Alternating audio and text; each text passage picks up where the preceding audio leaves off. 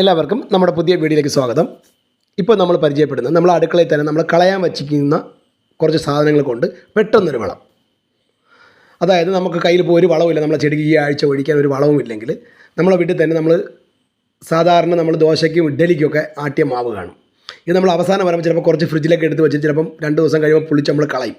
അപ്പോൾ നമ്മൾ ചെയ്യേണ്ടത് ഇതുപോലെ ബാക്കി വരുന്ന മാവ് ദോശയ്ക്കും ഇഡ്ഡലിക്കും ആട്ടിയ മാവിൽ ഉഴുന്ന് ചേർന്നിട്ടുണ്ട്, അതിൽ അരിയും ചേർന്നിട്ടുണ്ട്. അപ്പോൾ ഇതിലൊക്കെ ഒരുപാട് പ്രോട്ടീനുണ്ട്.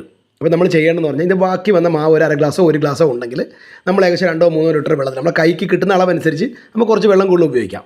ഒരു 2-3 ലിറ്റർ വെള്ളം എടുത്ത് അതിലേക്ക് ഇതൊഴിച്ച് നന്നായി ഒന്ന് മിക്സ് ചെയ്യണം. നന്നായി ഒന്ന് മിക്സ് ചെയ്ത് നമ്മൾ ഏകദേശം ഒരു 2 ദിവസം, ഇപ്പോൾ ഒരുപാട് പുളിച്ച മാവാണ് നമ്മുടെ കയ്യിലിരിക്കണമെങ്കിൽ നമ്മൾ 1 ദിവസം വെച്ചിരുന്നാൽ മതി, അല്ലെങ്കിൽ ഒരു 2 ദിവസം വെച്ചേക്കുക. 2 ദിവസം വച്ചിരുന്നതിന് ശേഷം നമ്മൾ പിറ്റേ ദിവസം അതെടുത്തിട്ട്